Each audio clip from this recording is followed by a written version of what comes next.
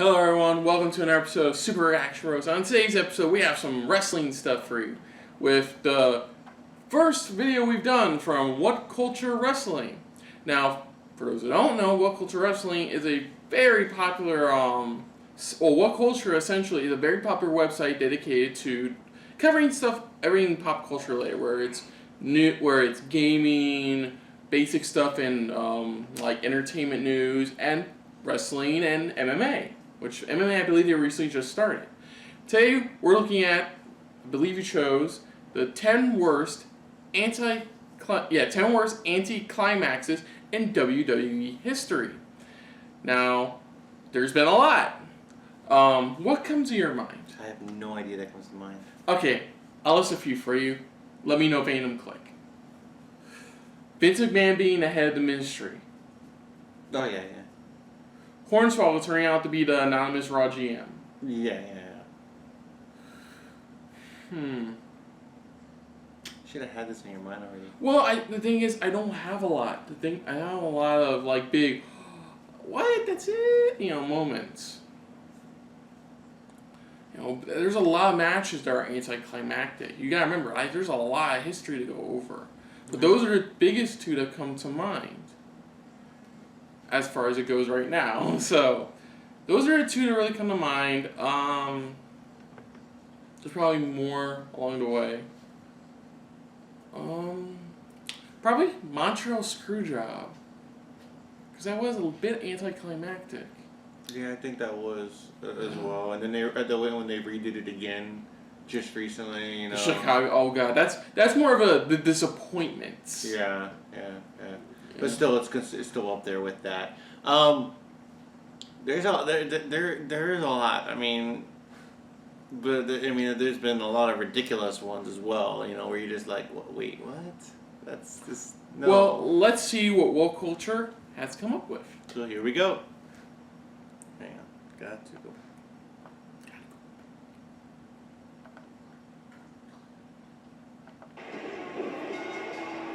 It's not about the destination, it's about the journey. Nonsense! Sometimes it's all about the destination. I mean, if you're a kid and your parents get you all excited about going on holiday and then you end up in, I don't know, Luton or Detroit for our American friends, you're not going to be best pleased. I don't know why I went after Detroit either, for the record. I literally just typed worst place in America into Google. That's all I got. Anyway, my point is that an ending can very well ruin a story, even if the narrative up to that point had been incredible. If you're expecting a decent payoff, disappointment can easily set in when you realise it was all for nothing. I'm Simon from Whatculture, and this is the 10 worst anti-climaxes in WWE history. Number 10. Triple H versus Randy Orton at WrestleMania 25. That's true. Oh, yeah. The build to Triple H versus Randy Orton at Mania 25 was awesome. Orton had become a proper psychopath, attacking people randomly, including a then babyface Stephanie McMahon. Hell, he even handcuffed Triple H to the ropes, DDT'd Steph, and then kissed her in front of the game. It was genuinely horrendous, but gave the feud all the momentum and atmosphere in the world. Then the match took place and you'd never have known. Not helped by the fact it had to follow that Undertaker versus Shawn Michaels classic. But Triple H and Orton's bout just didn't feel as intense or as aggressive as it should. These two hated each other, and instead of brawling, they kind of just wrestled a bit. Furthermore, some goof added the stipulation that if Triple H got DQ'd, he'd lose the title, even though all we wanted to see was the King of Kings give Orton the kicking he deserved. So that was out the window straight away. A real shame. Number 9. The Gobbledygooker at Survivor Series. That's the other one. That's the one. WWE. Even though they brought him back again. Come on. Who in their right mind backstage thought, hey, guys, I've got it. We can build this huge reveal for weeks at the upcoming Survivor Series, and then it turns out to be a guy in a turkey costume. Kill me now, because this idea should never have even been discussed, let alone green-lit. Who is that for? Not even your nan would enjoy it. Your nan wanted to see Hogan or Warrior emerge from that egg. Now, granted, it's an egg. But what is this? Hector Guerrero, the man who had to endure this nonsense, should have sued for embarrassment. Number 8, Daniel Bryan versus Sheamus at WrestleMania 20. God, In many we saw ways, that. it's hard to actually rag We on this saw match that. too Oh, much. yeah. It was a huge reason the Yes Movement became a thing. But while it sucked at the time, the power of hindsight tells us it was probably the best thing that ever happened to Daniel Bryan. In a way, but it if we did, though. transport ourselves back to 2012, the whole thing was bizarre. For starters, Bryan and Sheamus had already been screwed the previous year when their US title match had been bumped to the pre-show. That always hurts. Now 12 months on and their roles reversed, with Daniel being the heel champion and Sheamus the Royal Rumble winning #1 contender, there was something for both to prove. And instead we got 18 seconds. 18 seconds! You can do a lot in 18 seconds, but not on the grandest stage of them all. Not only did fans in attendance feel like they'd been cheated out of a match, but Sheamus came across like a big bully, and Bryan seemed like someone who deserved some sympathy. And boy, did he ever get it. Number 7, the fake Diesel and Razor Ramon in 1996. What is it with the WWE in the 90s? If making a turkey appear from an egg wasn't bad enough, then they've got wrestlers pretending to be other wrestlers. Like we're not going to notice. We all noticed, Vince. We all noticed. Unfortunately, what McMahon hadn't noticed was that it was Scott Hall and Kevin Nash that made Diesel and Razor Ramon what they were, not the characters. In an effort to prove such a theory wrong, though, Vince triumphantly promoted the return of the two, despite them jumping to WCW months earlier. But it wasn't Nash and Hall who came back. It was Glenn, soon I'll be Kane Jacobs, and Rick Bogner, who looked like a couple of idiots that had dressed up for Halloween. This was built up for weeks as well. Weeks!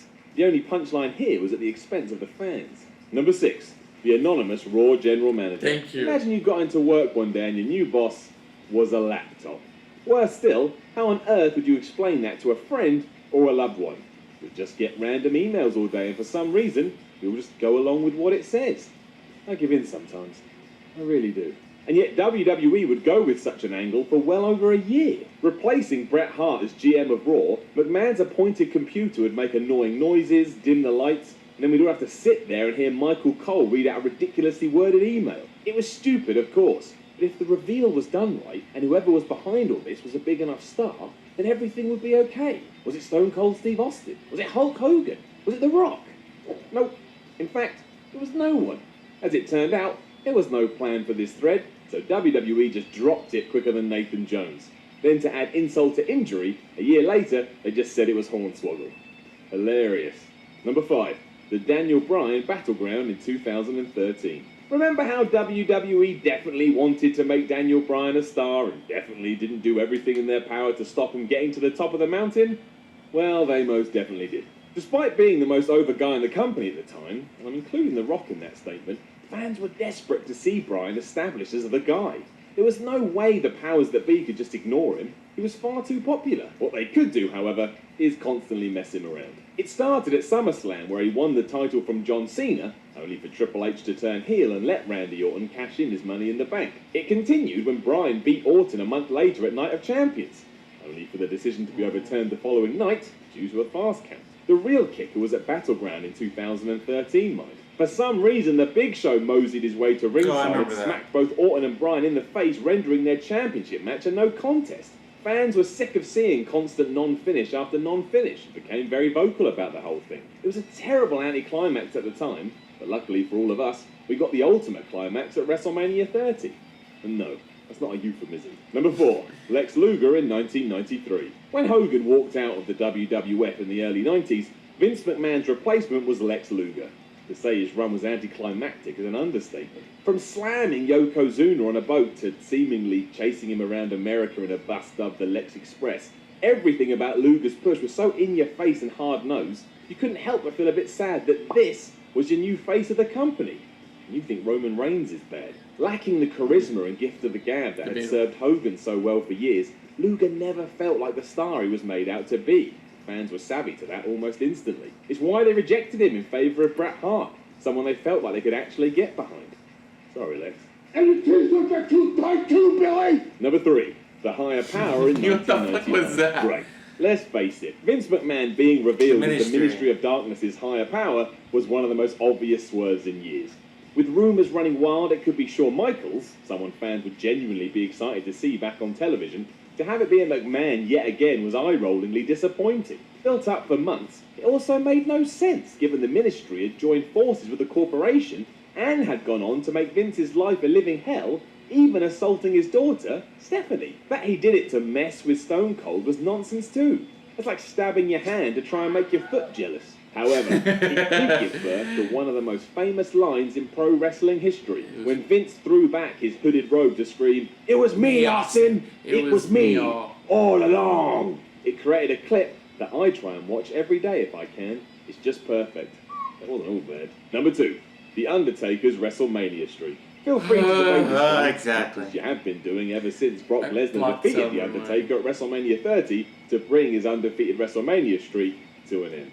On the one hand, you gotta love it. There's few surprises left in wrestling, and seeing Lesnar actually get the 1-2-3 left millions of people around the world stunned, and it set Brock off on a run that would surely be seen as his apex.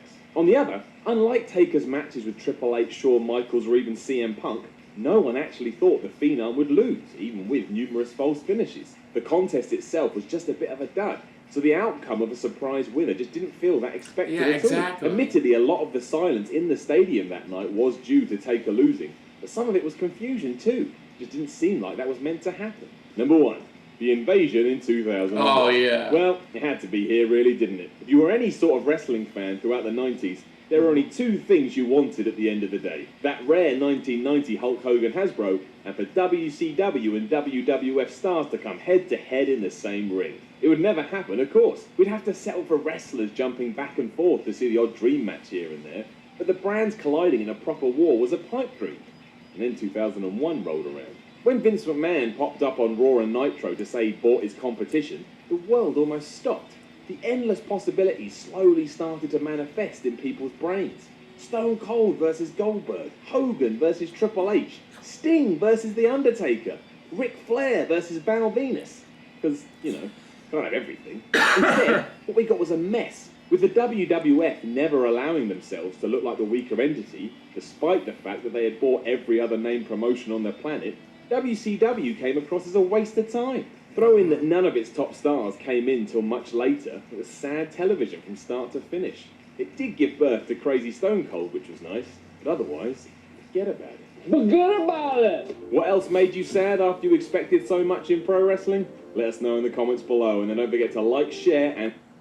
Yeah, I agree with that. I A lot of that's all true. 100% that's all that. I blocked the Undertaker thing out of the back of my mind. That's why I didn't say it earlier. Because I chose to block that in the back of my mind. That was one that pretty much, literally, like they said, it just had everybody, even that guy's reaction was just like, it summed everything up. It just ended like that. Like, I think a lot of people now, some people now have accepted it, but are still pissed that that's how the match ended. There was no build-up. There was no match. It was just, it was a bit of back and forth, and that's it. Yeah.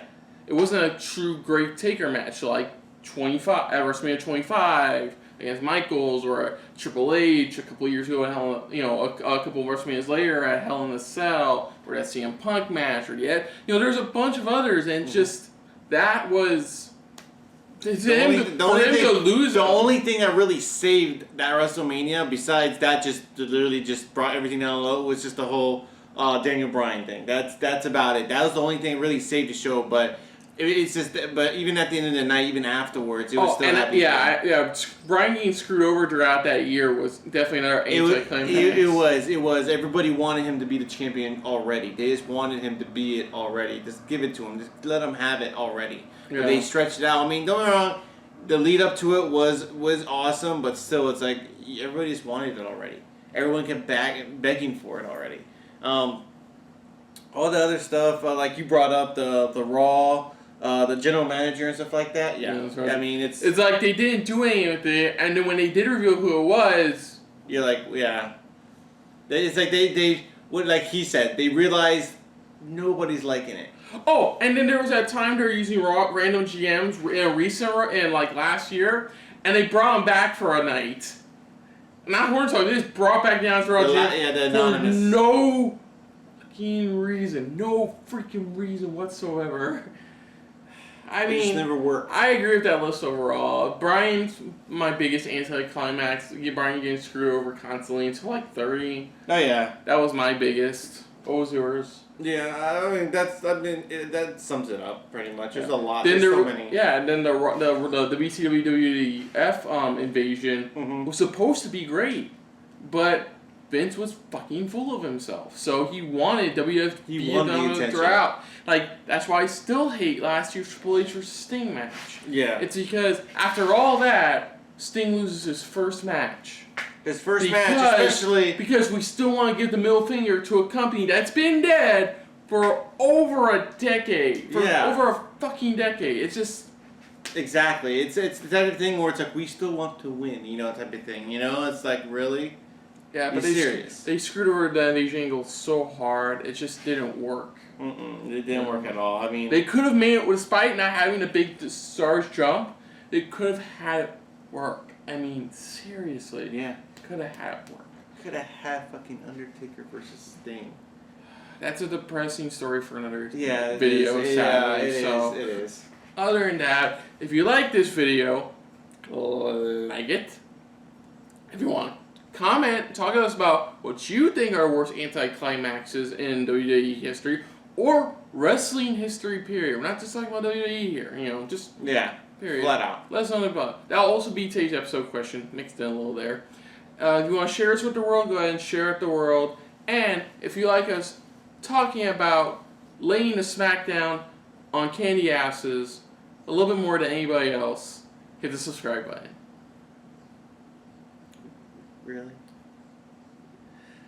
If you want to see our previous videos, click down below, check us out, see what you've been missing out, or what's the whole hubbub about. I mean, come on, we're almost to a year, but still, check more of our videos out.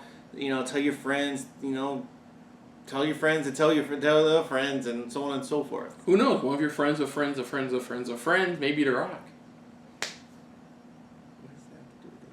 Never mind.